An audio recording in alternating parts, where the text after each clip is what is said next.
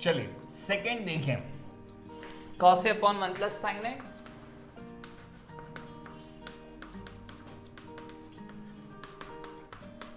Plus 1 plus sine ए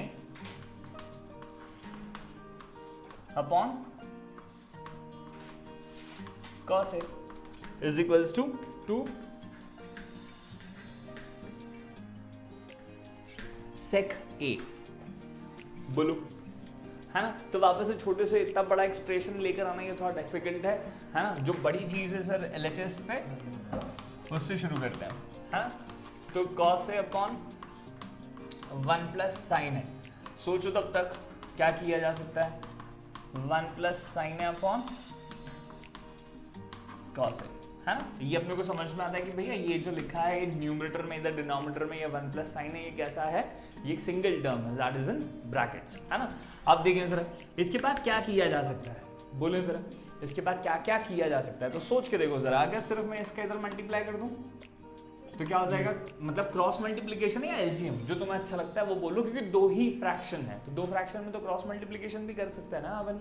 तो cos का cos के साथ मल्टीप्लाई करोगे तो कॉस स्क्वायर आएगा, है ना। इस 1 प्लस साइन ए का इस 1 प्लस साइन ए के साथ करोगे मल्टीप्लिकेशन तो क्या आएगा सर, 1 प्लस साइन ए होल स्क्वायर, और होल स्क्वायर है तो फिर क्या लगेगी उसमें, आइडेंटिटी, और वो आइडेंटिटी लगेगी तो क्या होगा, 1 square plus sine square plus 2ab, 2 into 1 into sine है मतलब 2 साइन है, मगर उसमें क्या आएगा इंपॉर्टेंटली साइन स्क्वायर आएगा, और इधर मल्टीप्लाई किया तो इधर क्या आया है, कॉस स्क्वायर आया, और वो साइन और स्क्वायर और कॉस स्क्वायर मिलाकर हम क्या लिख पाएंगे, 1।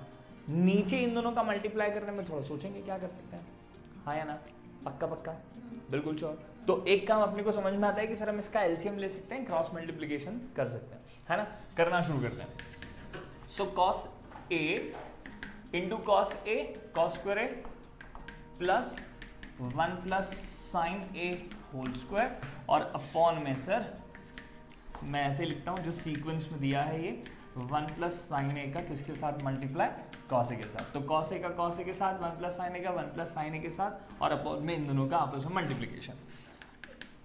से cos square A will remain as it is plus, यहां पर हम लोग क्या कर सकते हैं,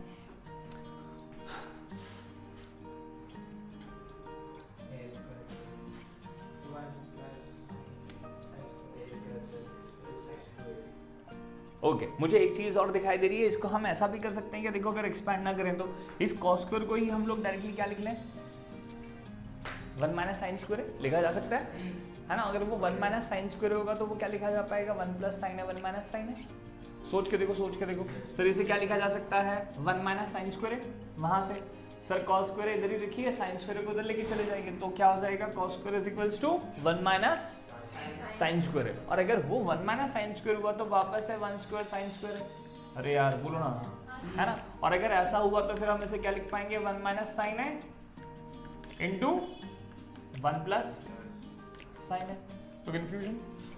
फिर ये पूरा इसकी जगह पर है, इसके पास भी 1 प्लस साइन है और इसके पास तो 2 बार 1 प्लस साइन है, तो दोनों में से कॉमन क्या निकल सकता है, 1 प्लस साइन है, और एक 1 प्लस साइन से क्या हो जाएगा वो, नहीं, यहाँ क्या बचेगा, एक 1 माइनस साइन है, और यहाँ क्या बचेगा, एक 1 प्लस साइन है, और बीच में क्या होगा दोनों के प्लस, एक माइनस का साइन एक प्लस का साइन, दोनों कैंसिल, 1 और 1 सिर्फ क्या बचे ऊपर 2, और नीचे क्या बचा कॉस, उसका ऊपर रेसिप्रोकल करेंगे तो आ जाएगा, है ना। तो इस पे ये ज्यादा अच्छा है कि इसको हम लोग क्या लिख लेते हैं, मैं कर रहा हूँ। सो कॉस स्क्वायर को हम लोग क्या लिख रहे हैं, 1 माइनस साइन स्क्वायर है, कौन सी आइडेंटिटी है भैया, ये बात, सिर्फ यहाँ से 1 साइन स्क्वायर उधर चला जाएगा तो क्या हो जाएगा, वो cos square equals to 1 minus sine square, है ना। और फिर ये प्लस है बेटा इस बार बीच में, ध्यान रखिएगा, और ये क्या है, 1 प्लस साइन है whole square upon 1 plus sine है as it is into cos है, बोलो ना। और अपॉन में क्या डिसाइड किया हमने अभी, सर इसको हम क्या लिख सकते हैं, सर होता तो 1 स्क्वायर माइनस साइन स्क्वायर है, मगर हमारी सुविधा के लिए हमने इसे 1 स्क्वायर माइनस साइन स्क्वायर लिख लिया, ताकि हम इसमें क्या लगा पाएंगे, आइडेंटिटी, क्या 1 प्लस साइन है, देख रहे ये वाला एक्सप्रेशन को ध्यान से देखो, इसको हमने क्या लिखा है, 1 प्लस साइन है और 1 माइनस साइन है, ये क्लियर हुआ। ए भैया इसी को लिखा है सिर्फ अभी, और कुछ नहीं किया, 2 मिनट देख लो पहले, इधर दे इधर, ये प्लस वैसा का वैसे ही, बोलो सर है ना, और तुम्हें सिर्फ अच्छे समझ में आए इसलिए मैंने इसको 2 बार लिख दिया है ताकि मैं तुम्हें बता पाऊं कि इसको हम क्या ले पा रहे हैं, कॉमन। और ये तो पूरा सिंगल टर्म है, बीच में मल्टीप्लीकेशन है, तो 1 plus sine A into cos A. Sure? कोई कंफ्यूजन है? सब ठीक ठाक चल रहा है? बाद में लिखेंगे हम, तो देख लो 1 प्लस साइन ए, ये एक सिंगल टर्म है बेटा, इसके पास 1 प्लस साइन ए है, ये एक सिंगल टर्म है और इसके पास 2 बार है, मगर कम से कम एक बार तो है ही, तो दोनों में से क्या कॉमन निकाल सकते हो बोलो जरा? 1 प्लस साइन ए कॉमन निकाल, है ना। इधर क्या बचा? 1 माइनस साइन ए बच गया, और अब क्या आएगा प्लस के साथ इधर वाला टर्म, इधर क्या बच गया एक बार? 1 प्लस साइन, है ना, और होल डिवाइडेड बाय वही जो नीचे था, दैट इज 1 प्लस साइन ए, बोलो ना, और क्या बचेगा यहाँ पर? That is cos. इसमें कंफ्यूजन है? सर ये सिंगल टर्म है मल्टीप्लिकेशन में, मतलब सिंगल टर्म, ये मल्टीप्लिकेशन में है सिंगल टर्म, दोनों टर्म्स में से 1 प्लस साइन है कितनी बार कॉमन आ गया? एक बार। तो इस बार इसका क्या बचा? सर इसका 1 माइनस साइन है बचा, प्लस बीच का, और इसमें से क्या बच गया एक और?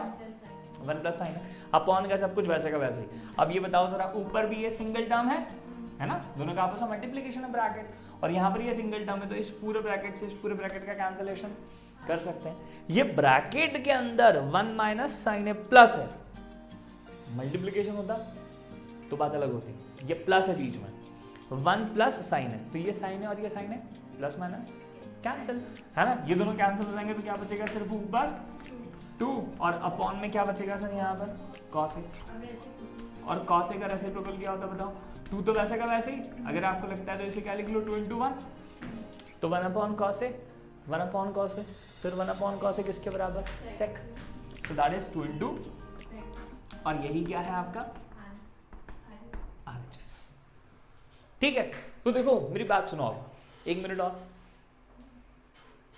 सर आपका अप्रोच शुरुआत में याद करने वाला नहीं होना चाहिए कि मैंने क्या करवाया था, आपको जो समझ में आ रहा है, अगर वो लॉजिकली आइडेंटिटी के हिसाब से सही है तो आप उससे करना शुरू रखें, ये मेरा रिकमेंडेशन है। डू नॉट फॉलो मी, एक आध बार सुन लो, एक आध बार ध्यान रख लो कि हाँ सर ने वैसा किया था, अपन ने भी ऐसा कर दिया, ठीक है, मगर फिर कोशिश करो कि आप इसको 10 तरीके से कर सकते हैं, सबका तरीका अलग अलग हो सकता है, बस जो नंबर ऑफ स्टेप्स होंगी वो क्या होंगी?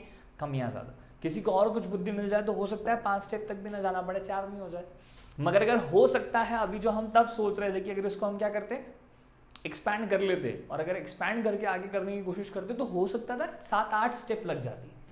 तो सिर्फ किसके ऊपर डिपेंड करता है? सर मुझे क्या दिख गया उस मोमेंट पर, हो सकता है जब रिवीजन में यही क्वेश्चन बताऊं तो हो सकता है कुछ अलग तरीके से बताऊं, है कि नहीं। तो अपने को मेरा बताया हुआ तरीका ही याद रखना है, ऐसा जरूरी नहीं है। शुरुआत में ठीक है, अभी प्रैक्टिस के टाइम पर कि मैंने कर दिया, आपने कर लिया, एक बार प्रैक्टिस कर ली, मगर अगर टेस्ट के लिए प्रिपेयर कर रहे हो, तुम्हारे सामने कोई दूसरी तरह इसी तरह के क्वेश्चन आ जाए तो फिर तुम्हारी बुद्धि खुद से काम करनी चाहिए, और वो प्रैक्टिस से होता चला जाएगा, है ना। चलो लिखें,